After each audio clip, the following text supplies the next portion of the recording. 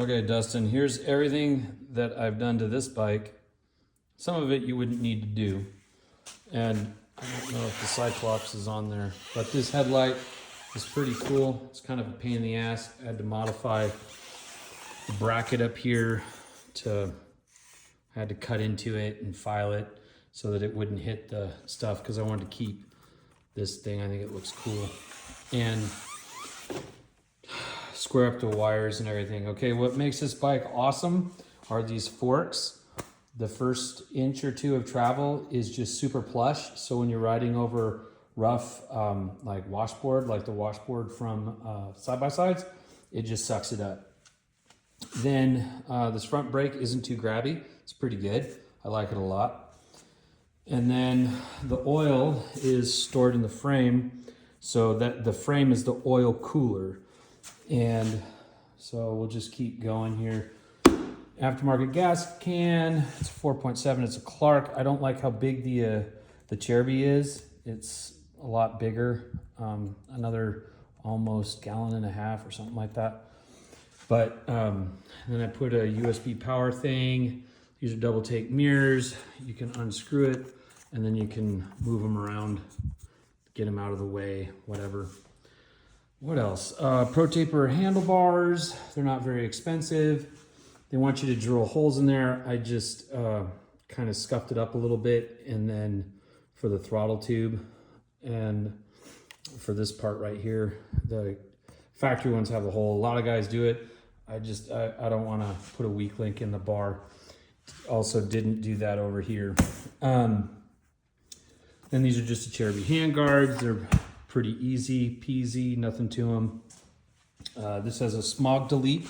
So there's like a bunch of stuff that's missing over on the other side. And you can see right here, there's back off plates. The Cheruby's skid plate, reason I chose that is when you put a metal skid plate on the bikes, it resonates back up through the bike. It's very loud. It's just annoying. And these are good enough. Aftermarket foot pegs, the stock ones are really abysmal. And then in the carb here, I did the DynoJet kit, and then I put in a K&N air filter. The shop that I bought this from is owned by two old dudes that have been selling bikes for like 50 years. And they just like tons of these, and they said, just do the K&N air filter. If you start getting into like, super sanded dust, get the uni filter like what's on a dirt bike. And then a Yoshimura exhaust, tail tidy, and this little rack here. Oh, what else? Oh, different tires. I removed the over here this little fin thing because it's the same kind of plastic as the chain guide, but very thin. And there's a thing where if you hit stuff, it can get over there and then fill your brake up with plastic pieces. Not really worried about it. I've never had a rear disc guard on any of my supercross, motocross bikes or any of that. Don't need it. I'm not a rock crawler. I hate that stuff. This is so that you can get in and clean when they get full of mud. You also have, it's also a case saver if the chain breaks. Then there's a counter shaft, it's a sprocket from the factory is too narrow, and so it can wobble.